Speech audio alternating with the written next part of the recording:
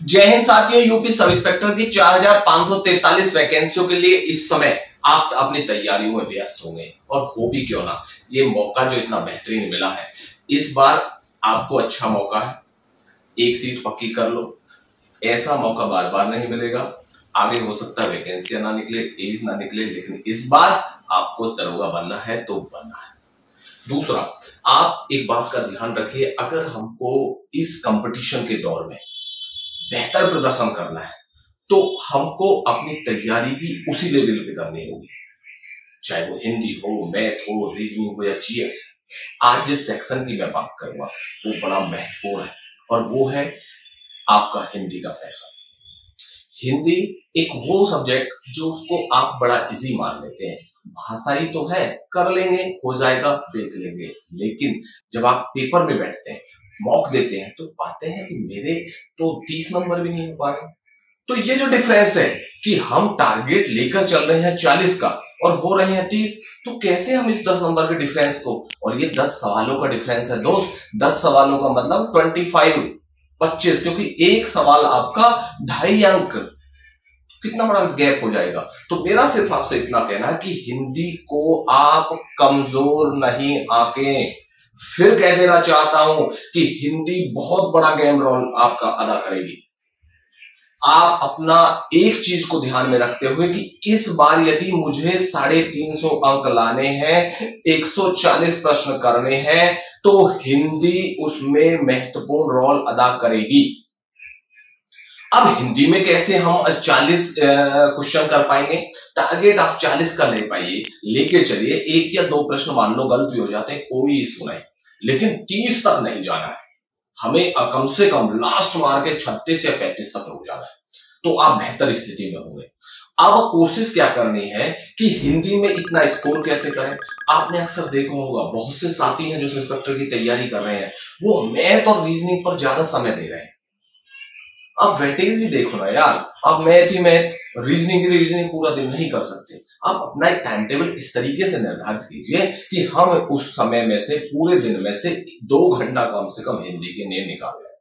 उस 2 घंटे कम से कम में 1 से सवा घंटा आपको देना है जो आपका सिलेबस, और कम से कम आधा से पौन से 1 घंटे तक आपको रिवीजन बहुत ज्यादा करना है, प्रैक्टिस बहुत करनी है। क्योंकि रिवीजन और प्रैक्टिस ऐसे 2 स्तंभ है जो आपकी तैयारी को एक नई धार दे सकते हैं, आपके नंबरों को इंक्रीज कर सकते हैं, आपकी तैयारी को एक अलग लेवल पे लेकर जा सकते हैं। तो इस बात का हमें विशेष ध्यान रखना है कि हम इन चीजों से कैसे आगे बढ़े। क्या मैथ भी करना है? करना है। रीजनिंग करनी है? करनी है। जीएस करना है? करना है। मूल विधि पॉलिटी करनी है? करनी है। लेकिन हिंदी को भी उतना ही स्थान देना है। होता क्या है, हम इसे अपने जो हम लोकल है, ग्रामीण पृष्ठभूमि से आते हैं, तो हिंदी को समझने में बड़ा इजी हो जाएगा। लेकिन हिंदी जो मातृभाषा में बोली जाती है उसमें बहुत सिली मिस्टेक्स हैं, और वही आपके जब एग्जाम आप देते हैं, जब मॉक आप लगाते हैं, तो वो उन चीजों को झलकाती है, क्वेश्चन और आंसर में डिफरेंस पैदा करती हैं। और आप जब आंसर करने लगते हैं तो अपनी भाषा को फ्रंट पे रखते हैं, उसी से गलती होती है। और बहुत सिली मिस्टेक जब आप घर आके पेपर चेक करते हैं तो पाते हैं कि मैं तो इन्हें सही करता था, और आप अपने मन में भी सही मान लेते हैं। क्या वाकई में हम सही कर पाए? अगर हम भाषा की जो हमारा आवरण है उसको अभी साइड में रखिए, जो आपका सिलेबस है, जो उसके कंटेंट है, जो कॉन्सेप्ट है, जो तरीका है, जो पेपर का पैटर्न है, वो तमाम फॉलो आप कीजिएगा, तो आप पाएंगे कि आप बेहतर स्थिति में। दूसरा सबसे बड़ा कारण क्या है हिंदी के पीछे, कि हम कभी भी आपने देखा होगा गांव समाज परिवार में कि जब आप किसी टफ पर्सन से भिड़ने जाते हैं तो एक अलग तैयारी करते हैं, और आपको लगता है कमजोर है तो उसमें थोड़ा सा कॉन्फिडेंस डाउन हो जाता है, कर लेंगे, हो जाएगा, कोई इतना बड़ा इशू नहीं है। तो दोस्त, सबसे बड़ा टारगेट रखना है कि कमजोर और हार्ड हमें अभी कुछ नहीं देखना। हमारा टारगेट सिर्फ इतना है कि मुझे इस बार 40 जो सवाल है वो अच्छे से करने हैं। 1-2 सवाल गलत होता है, कोई इशू नहीं, लेकिन आप 35 या 36 या 37 के आसपास रहिएगा, बेहतर स्थिति में रहेंगे। पहला पॉइंट। दूसरा कि अब सबसे बड़ा है कि हम इतना तरीका कैसे करें, कैसे हम इतने स्कोर तक जाएं, उसके स्टेप बाय स्टेप मैं आपको बताऊं। बताऊंगा। सबसे पहले आप देखिए हिंदी पर फोकस करते हैं। हिंदी को आप सबसे पहले दो भागों में इसके सिलेबस को देखिए। सबसे जो पहला पार्ट है वो है आपका व्याकरण, दूसरा इसके साथ में है वो है साहित्य। कुछ ऐसा आप मान के चलिए कि थोड़ा बहुत एडजस्ट करिए कि व्याकरण आपका 20 मार्क्स का है और आपका साहित्य वो भी लगभग 20 मार्क्स का, 2-4 नंबर ऊपर नीचे वो कोई इशू नहीं है। बात करते हैं साहित्य की। साहित्य में क्या आता है? अपठित बोध, कवि, रचनाएं, लेखक, उनकी पुस्तकें, तमाम पुरस्कार उनसे संबंधित, और क्या उसके जो विविध हैं उसमें कौन पहला फर्स्ट, पहला पुस्तक, और वो तमाम बातें उसमें है। तो एक साहित्य वाला आप नोट डाउन करते चलें, उसके साथ उसकी स्ट्रेटजी रखें और उसको बार बार रिवाइज कर दें, और कुछ खास होना नहीं। इतना काम आप कर लीजिए, 20 या 18 के आसपास आपके क्वेश्चन हो जाए। अब इसके बाद जो सेक्शन आपका इसी हिंदी का जो भाग है वो आप व्याकरण मानिए, ये बहुत ज्यादा रोल प्ले करेगा। आप व्याकरण का प्रॉपर सिलेबस देखिए कि व्याकरण के सिलेबस में क्या क्या चीजें आपके लिए आ रही है। हिंदी वर्णमाला है, रस छंद अलंकार है, पर्यायवाची है, विलोम शब्द है, एक शब्द है, अनेकार्थी शब्द है। उनके बाद उन शब्दों का सही से तरीका देख लें कि कैसे कैसे उनको हम करके चलेंगे। कारक है, विश्लेषण उनके देखिए, तमाम तरीके के वो पहलू हैं। कोई शब्द है तो वो गलत शब्द तो नहीं है, अनेकार्थी शब्द तो नहीं है, वो तमाम पहलुओं पर आप उन चीजों को करते हुए चले। क्रिया है, कारक है, बोध है, वो तमाम चीजें आप व्याकरण की स्टेप बाय स्टेप उनको करते हुए चलिएगा। उससे आप पाएंगे कि हम इन चीजों को करते हुए चले गए। और दूसरा, जब जैसे कुछ एक पॉइंट्स हैं, कुछ एक हॉट टॉपिक्स होते हैं, कौन से, जैसे रस है, छंद है, अलंकार है, इनसे पूछता है। तो इन चीजों को हम पर्यायवाची हुए, विलोम शब्द हुए, एकार्थी शब्द हुए, रस छंद अलंकार हुए, संधि विश्लेषण हुआ, ये तमाम जो पॉइंट्स हैं इनको स्टेप बाय स्टेप करें। इनसे गलती नहीं होना चाहिए। ये कोई भी बच्चा इन चीजों को नहीं छोड़ता। अगर हम उन कंपटीशन के इस दौर में यदि उन चीजों को डिफरेंस नहीं कर पाएंगे तो हम बहुत पीछे छूट जाएंगे।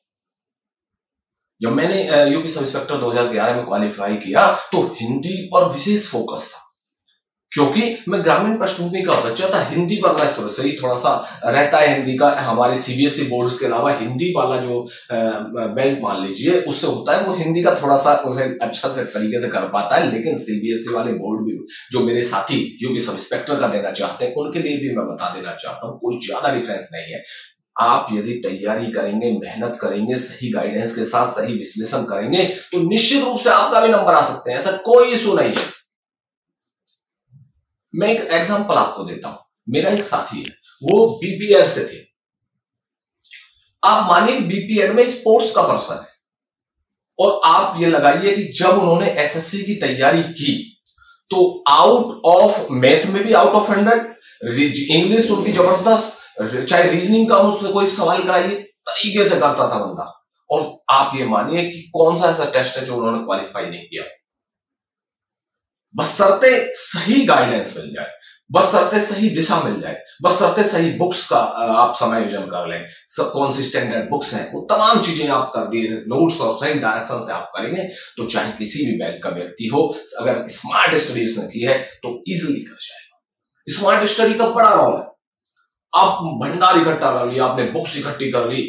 मैं फिर वही बात बता देना चाहता हूं, बुक्स पे ही ले लीजिए आप, हिंदी की तमाम बुक्स हैं मार्केट में और होता भी है। हम उन बुक्सों का एक संग्रह बना लेते हैं। अभी टाइम संग्रह करने का नहीं है दोस्त, अभी इस समय आपको अपना एक सीट ले जाना है। वो बहुत मौके मिलेंगे आपको किताबें इकट्ठी करने के, आप रिकॉर्ड बनाइए कि मेरे पास 10,000 किताब है, मेरे पास 20,000 किताब है। लेकिन अभी आपको जो करना है वो ये काम करना है कि मेरे पास एक बुक है लेकिन नंबर ऑफ क्वेश्चंस मैंने 40 आउट ऑफ 40 किया, चाहे वो रीजनिंग हो या कोई और मान।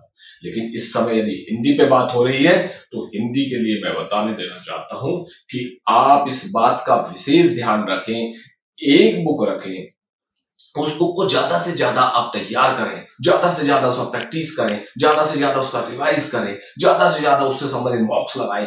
निश्चित रूप से आपकी तैयारी एक लेवल पर पहुंच जाएगी। दूसरा पहलू समझिए कि जैसे आप सबसे पहले एक पैटर्न बना लीजिए। पैटर्न क्या देखिए, सबसे पहले सिलेबस निकालिए। सिलेबस में देखिए कि कौन सा टॉपिक आ रहा है, कौन से लेवल का सवाल पूछ रहा है। सिलेबस को रखिए, सिलेबस को ध्यान रखिए कि मुझे इस टॉपिक से इतना सिस्टम कर लेना है, इससे इतना कर लेना है। उसके बाद में साथ में पीवाईक्यू रखिए कि इस टॉपिक से किस लेवल का क्वेश्चन पूछा जा रहा है, इस लेवल से अगर मैं इस स्तर पे हूं, क्या मैं कर पा रहा हूं। अगर कर पा रहे हैं तो उनके नोट्स टाइप बना लीजिए, नहीं कर पा रहे तो किसी भी माध्यम से आप जुड़कर उस सिलेबस को जरूर पूरा कर लें। और ध्यान रखें कि अगर आपको डिफरेंस पैदा करना है तो आपका सिलेबस अच्छे से कवर हो जाना चाहिए। मैं हर बार बोलता हूं कि अगर सिलेबस कवर नहीं है तो बहुत बड़ा अंतर आ जाएगा आपकी तैयारी में। आप मॉक लेकर जाएंगे, कॉन्फिडेंस लूज हो जाएगा क्योंकि सिलेबस तैयार नहीं है। और ध्यान रखिए, जब आपका सिलेबस अच्छे से तैयार हो जाता है तो एक अलग कॉन्फिडेंस होता है।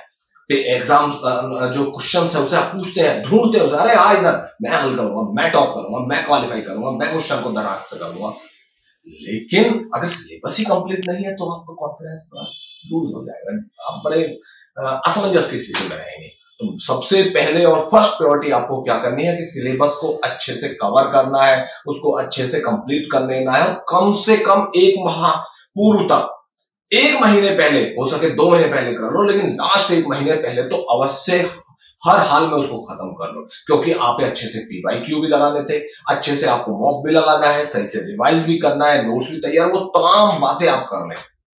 और जब 15 दिन या 1 वीक रह जाए तो रिवीजन रिवीजन रिवीजन, तमाम चीजों को साइड कर दीजिए। तो मेरा सिर्फ आपसे इतना कहना है कि अगर आपको इस बार अपनी नौकरी पकड़नी है, नौकरी नहीं है यार, लाइफ चेंज हो रही है, सब इंस्पेक्टर की ये जॉब है, कोई छोटा मोटा काम नहीं है, सीओ रिटायर होंगे, एडिशनल एसपी तक भी जा सकते हैं। तो इन सब चीजों को यार आप देखिए ना कि किस लेवल का काम हो रहा है, तो उस लेवल की आप तैयारी भी तो कीजिए यार। कहीं चौक इंचार्ज बन जाएंगे, कहीं कुछ और बड़ा मामला रहेगा यार दोस्त। तो मेरा सिर्फ आपसे इतना कहना है कि एक प्रॉपर तैयारी, प्रॉपर गाइडेंस और प्रॉपर अपना काम कीजिएगा। सिलेबस से आगे, सिलेबस के साथ साथ पीवाईक्यू भी तैयार करो। साथ के साथ जो आप देखते चले कि भाई अगर मैंने आज पूरे दिन में जो हमने टाइम टेबल बनाया, आज मैंने पूरे दिन में जो अपनी तैयारी की, जो पढ़ाई की, क्या मैं उससे संबंधित टॉपिक से संबंधित क्वेश्चंस कर पा रहा हूं। ये बेहद जरूरी चीज है, क्योंकि उस टॉपिक से संबंधित उस क्वेश्चन जब आप उसी दिन नहीं करेंगे तो जब आप बाद में पहुंचेंगे तो सही से उसका कॉम्बिनेशन नहीं बनाएंगे। साथ में टॉपिक किया, साथ में उसको करते चले, उसका एक बेनिफिट होगा कि साथ के साथ आपका सिलेबस भी होता चल रहा है, साथ में आपका पीवाईक्यू भी होते सकते हैं, और शाम को इवनिंग को 1 घंटा आप रिवाइजन के लिए रख लीजिए, तो आपकी कंप्लीट तैयारी हो गई। और क्या है, सिलेबस, पीवाईक्यू और आपका रिविजन, 3 ही तो महत्वपूर्ण बिंदु है। और उसके बाद जब ये सब चीज कंप्लीट हो जाएंगी, 1 या 2 महीने पहले से आप अपना मॉक लगाना शुरू कर दीजिएगा। मॉक लगा लेंगे, कोई दिक्कत ही नहीं है, इजीली टेस्ट पास हो जाएगा। तो भाई दोस्त, छोटे भाइयों, मेरा सिर्फ इतना कहना है कि एक तरीके से लेके चलिए। अब जैसे मान लो टाइम टेबल बनाना है, टाइम टेबल प्रॉपर रखिए कि मुझे 1 घंटा ये कर लेना है, 1 घंटा में ये नोट्स बना लेना है, फिर शाम को 1 घंटा रिविजन कर लेना है। कि क्या दिक्कत है, ऐसी मैथ का बना लीजिए, ऐसी रीजनिंग का बना लीजिए, ऐसी जीएस का बना लीजिए। उसके बाद में आप एक और चीज का ध्यान रखिएगा, अगर आपको लाइब्रेरी ज्वाइन करनी है कर लो, कोई इशू नहीं, घर पे पढ़ सकते हो पढ़ लो, कोई दिक्कत नहीं, लेकिन कर लो। आपसे यदि पीवाईक्यू या सिलेबस को देखने के बाद आपको महसूस होता है कि मैं इस टॉपिक को सही से नहीं कर पा रहा हूं, कोचिंग करनी है कर लो, लेकिन असमंजस की स्थिति में नहीं रहना। होता क्या है, कई बार हम अपने असमंजस की स्थिति में फंसे रहते हैं कि कर लेंगे, इतना समय निकल जाएगा, फिर क्या करोगे भाई।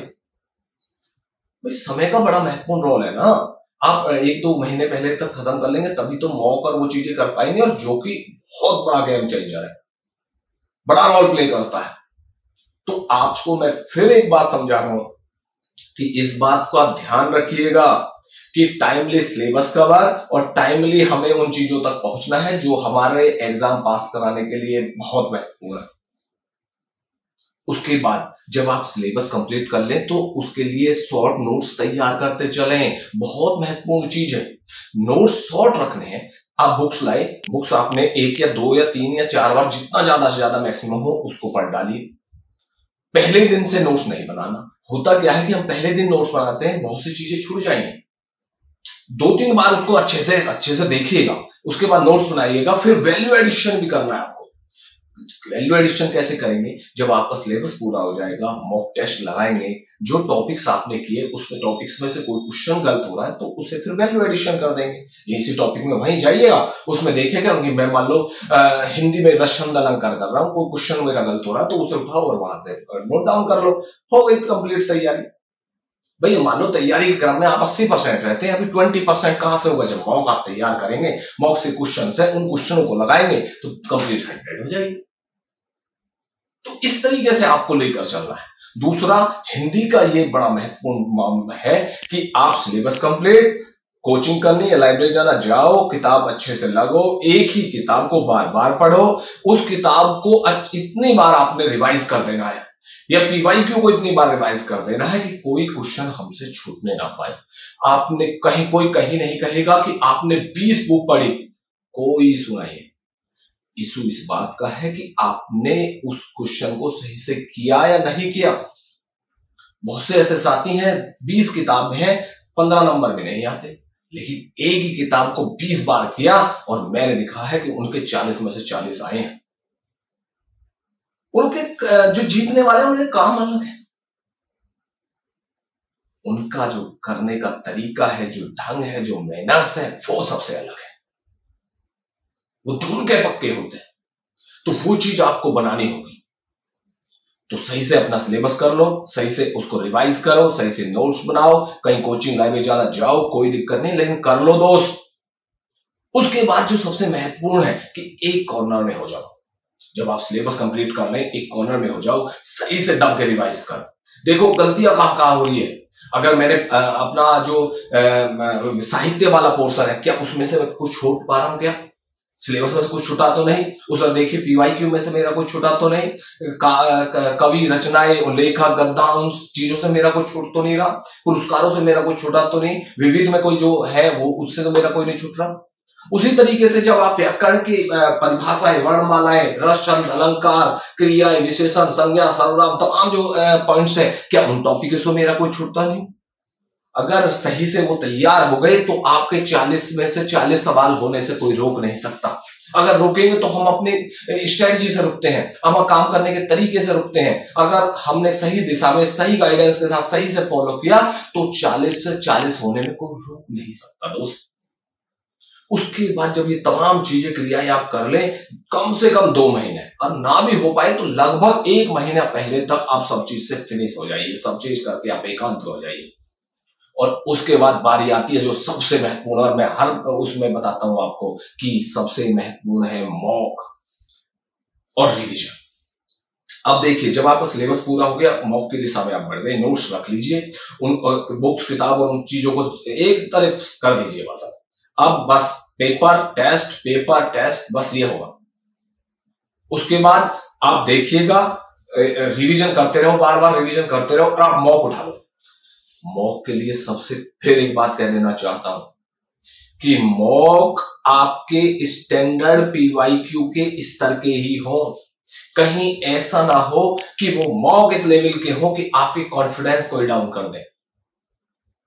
तो आप इस चीज का भी ध्यान रखें कि उस लेवल का ही मॉक हो कि कहीं 10 या 15 ही कर पाए और तैयारी 40 की थी और मॉक इतना आपने ऐसे लगा लिया, तो डिस्टर्ब नहीं होना। कि कम से कम सबसे पहले पीवाईक्यू कर जाइए, उसके बाद जो मॉक दें, और मॉक भी एक स्टैंडर्ड लेवल है, आउटडेटेड नहीं, बेकार या नहीं, इधर उधर के नहीं, जो एक मार्केट में जो एक स्टैंडर्ड बना हुआ कि ये लेवल के करने हैं, वो कीजिएगा। तरीके से उन मॉक को लगाइए। मॉक दिन में ऐसा नहीं कि एक दिन में 50 लगाने हैं यार, कोई गिनती गिनेगा, कोई काउंटिंग हो रही है क्या? नो, हमें चाहे एक मॉक आप लगाएं, लेकिन वो मॉक इस स्तर का हो कि हम उसको उस दिन कर लें, उसकी वैल्यू एडिशन कर लें, उसका एनालिसिस कर लें, उसके क्वेश्चनों को समझ लें कि हिंदी में सवाल गलत हो रहा है तो क्यों हो रहा भाई, इस टॉपिक से गलत हुआ तो हुआ क्यों, साहित्य से गलत हुआ, व्याकरण से गलत हुआ, किससे गलत हुआ, रश्यन अलंकार में से कोई एग्जाम्पल सही से नहीं हो रहा, पुरस्कार से कोई एग्जाम्पल सही नहीं हो रहा, क्रिया विशेषण पर्यायवाची विलोम एकार्थी अनेकार्थी तमाम किसी पॉइंट से छुटा तो छुटा क्यों?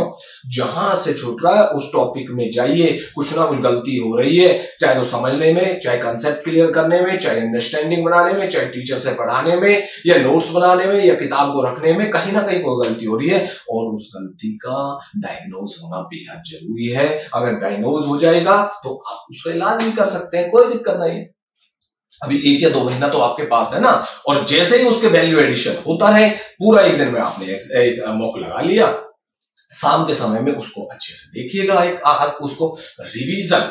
अब बुक्स नहीं, अब बुक्स तो हो चुकी हैं, आपने नोट्स बना लिया, अब तरीका हो गया, बस केवल वैल्यू एडिशन के लिए अपने नोट्स देख लीजिए, नोट्स में से कोई कमी है तो फिर उसी से बुक में चले जाइएगा, देख लीजिए कि भाई मैं यहां से कहां गलती कर रहा हूं, मैं इस टॉपिक से कहां छूट रहा हूं, तो इस तरीके से हो जाएगा, कोई दिक्कत नहीं है। तो मेरे दोस्त, आप सबसे फिर मैं एक बात कह रहा हूं, मौका बहुत अच्छा है, सारा काम छोड़कर एकांत में हो जाइए और तरीके से तैयारी करिए, चाहे व्याकरण से संबंधित हो या आपका साहित्य से संबंधित। हिंदी को एक तरीके से, हिंदी को आप हल्के में मत लें, सिली मिस्टेक्स पर ध्यान रखें और आप इसके सही से सिलेबस को तैयार कर लें, इसके सही से PYQ कर लें, कहीं कोचिंग करनी है कर लीजिए, कहीं लाइब्रेरी जाना है जाइए, घर पे करना है कर लीजिए। मूल मोटिव ये होना चाहिए कि मेरे 40 में से 40 आने चाहिए, चाहे वो किसी भी स्तर में हमें मेहनत करनी हो, चाहे किसी बुक से पढ़नी हो, चाहे किसी कोचिंग से करनी हो, करके रहेंगे।